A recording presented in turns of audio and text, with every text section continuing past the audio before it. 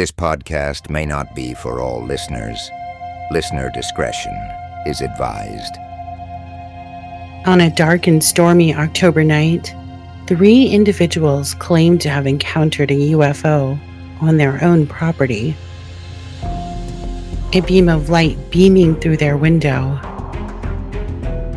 What happened next is a mystery that has eluded many for decades. The 3 reported this encounter to authorities, but it quickly became controversial. There is so much more to this story.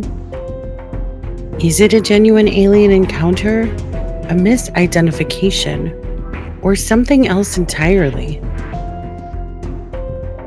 Join me while I dive into one of Australia's most baffling UFO cases, the Gundiah-Mackay incident.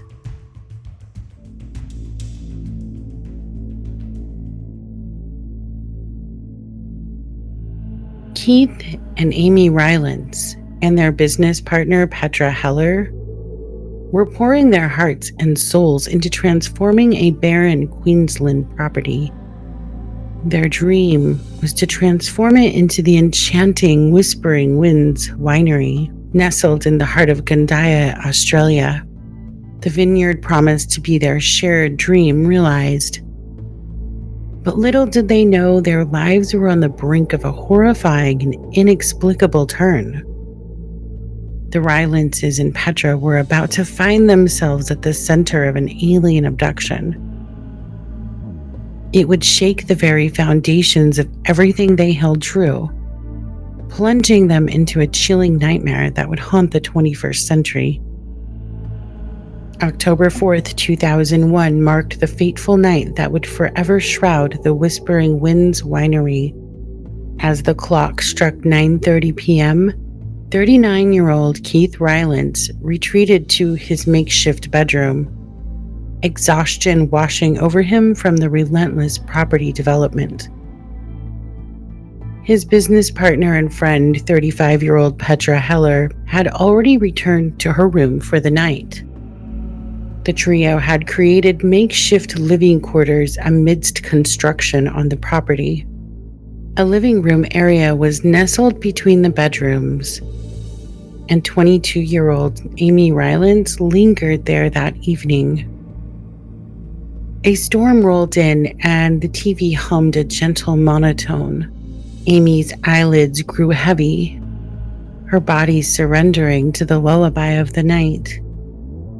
Little did she know, as sleep claimed her, a horror beyond comprehension was about to descend upon them all. Around 11:15 p.m., Petra woke and entered the living room, where Amy had fallen asleep. What she saw as she entered the room was shocking.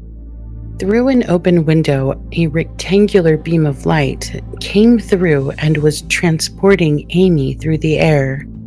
Amy was in the same position she had fallen asleep in, and several items from a nearby coffee table were also being taken into this beam of light. Driven by a mix of awe and terror, Petra raced towards the open window, her heart pounding in her chest. She had to see the source of the mesmerizing beam that had invaded their sanctuary. As she peered into the night, her gaze fell upon a sight that would haunt her forever. Above the treetops, a disc-shaped object loomed, its presence both captivating and deeply settling. Then, as if the universe itself had dealt her a cruel blow, Petra's world went black. She crumpled to the floor as she fainted. This would save her from witnessing the outcome. Once Petra became conscious again, she screamed and alerted Keith. The two began to search for Amy, but found nothing except an open window, a ripped screen, and items on the floor that were once on the coffee table. Keith went outside onto the property, frantically searching for his wife. Finding nothing, Keith went back to the annex to talk with Petra. Though Keith was skeptical of Petra's account of the events, he could not make sense of the scene in any other way, nor could he locate Amy. Keith continued searching the property, but by 11:40 p.m., it was clear he needed to contact authorities. Calling the TRO Police Department, Constable Robert Maringa and another officer arrived to the Whispering Winds winery. Officers weren't sure what to expect when arriving at the winery. Though, while on the property, officers conducted a thorough search of the property and surrounding land. Finding nothing other than a window screen that was torn from the top to the bottom, authorities took samples from the torn screen and found a flowering bush near the left side of the window. It appeared to have suffered burns to its right side from some type of extreme heat. The particular bush was called a yesterday, today, and tomorrow plant, known for its beautiful flowers. Authorities opened a missing persons case. During the time authorities were collecting information for this missing person case, the phone rang. Keith answered the call and began to speak to a woman who stated she was calling from the town of Mackay, 500 miles away, an 8-hour drive from Whispering Winds Winery. She stated that she had found a woman near a petrol station who was disoriented, confused, and severely dehydrated. She took the woman to the hospital, and after learning her identity, she called Keith. The disoriented woman was Amy. This call came in 90 minutes after Amy went missing. Keith's mind reeled as he stared at the phone, his thoughts jumbled with confusion and dread. How had Amy traveled such an impossible distance in what felt like mere moments? The questions swirled in his head like a powerful whirlpool, offering no answers. With shaking hands, he passed the phone to Constable Maringa, his voice barely above a whisper. And in that instant, the strange occurrence blossomed into something much larger, something that would etch itself into the annals of history as the Gundiah-Mackay affair, a chilling saga that would forever redefine the boundaries of the unknown. While Amy was in the hospital in Mackay, authorities questioned her. Doctors examined her, and her statements were later placed onto an official record. Amy's memories of that fateful night remained hazy, fragmented, and only half remembered. One moment she was drifting off to sleep on the sofa, lulled by the storm and the television's gentle hum. The next, she was awakened on a cold bench in a rectangular room, bathed in an unearthly glow. The light seemed to emanate from everywhere and nowhere at the same time, casting no shadows and offering no warmth. Panic set her heart racing as she scrambled to take stock of her surroundings. She was alone, or so it seemed. Amy yelled out into the void to shatter the oppressive silence, seeking an answer. And then it came. A low and detached male voice echoed off the walls, telling her to remain calm and promising that no harm would come to her. Amy described an opening in the wall of this strange room, and a 6-foot-tall man entered. He was wearing a one-piece bodysuit covering him from head to toe. He wore what appeared to be a mask on his face, with cutout holes for his eyes, nose, and mouth. He spoke to her, telling her everything would be okay. Amy stated that she felt as if she'd been there for a significant amount of time. The man in the bodysuit told her she'd be returning to a place not far from where she was taken. The next memory Amy has is waking on the cold ground. She realizes she is in the forest, surrounded by trees, but not far from the ocean. Feeling disoriented but able to smell the ocean, she struggled through the bushland until she came upon some bright lights. It was a petrol station. Amy made her way to the surface area, and the staff quickly realized she needed assistance. Extremely dehydrated, she slowly sipped water and began feeling slightly better. At this point, she could not remember her name, address, or much else. The woman who had called Keith, she was there at this time. Amy told authorities she had never experienced anything like this before. Authorities were mystified and had asked her to sign an agreement that would allow her to be prosecuted if she were lying. Keith and Petra were on their way to the hospital in Mackay, though it was a long 8-hour drive. Local police booked Amy a motel room for the evening so she could wait for her husband and friend. On October 5th, 2001, the three were reunited in the small motel room. They sat together and created a timeline of events, each giving their own account based on their experience.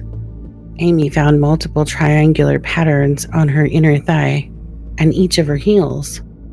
Her hair had grown out considerably, which was disturbing, as she had just had her hair dyed blonde a few days earlier. The roots of her hair were already distinctively showing, which made the three wonder about how time moves on Earth versus on a UFO.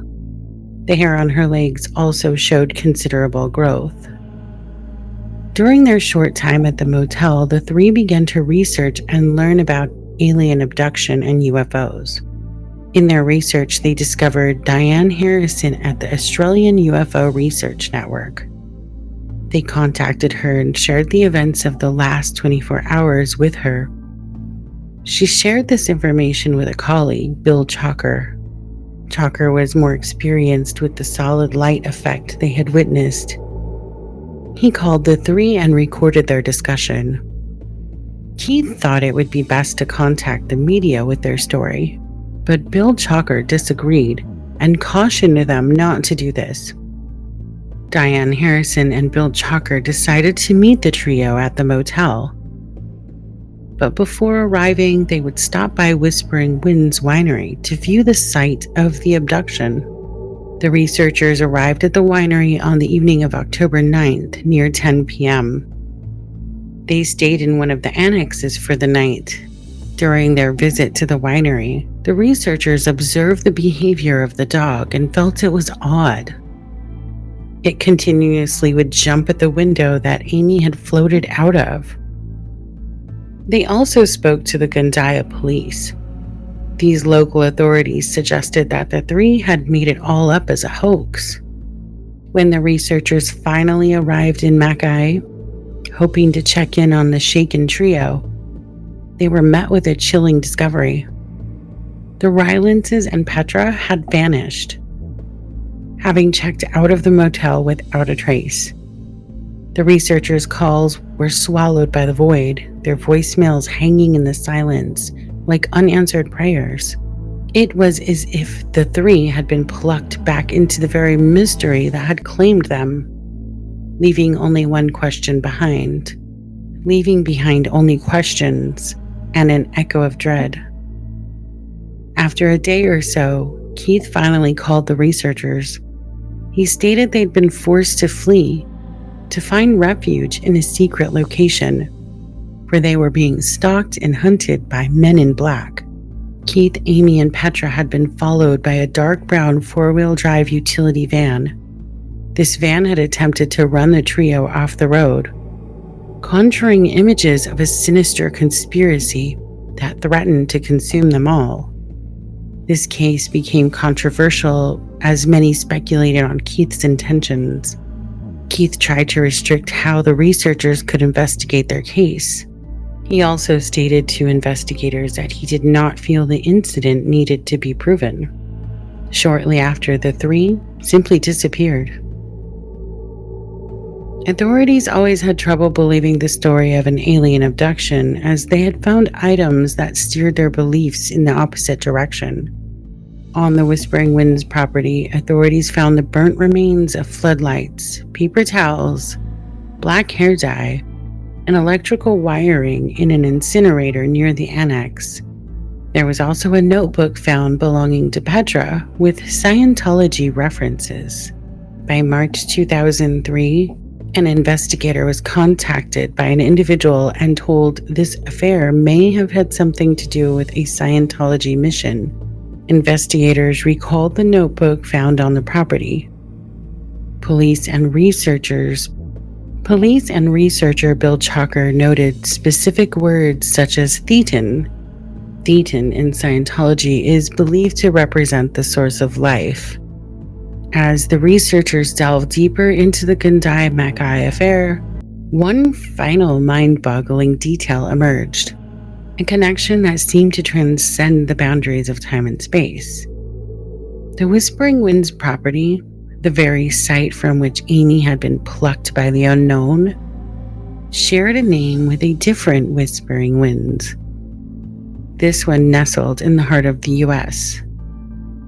It was the final refuge of L. Ron Hubbard, the enigmatic founder of Scientology. Is this a coincidence? L. Ron Hubbard living his last days out on a property named Whispering Winds in the US? The connection is too uncanny.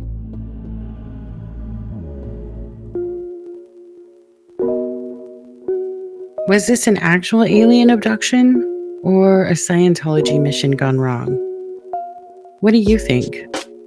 Oh, and before I forget, it was brought to my attention that a YouTuber had used my writing from this story and my research in their video.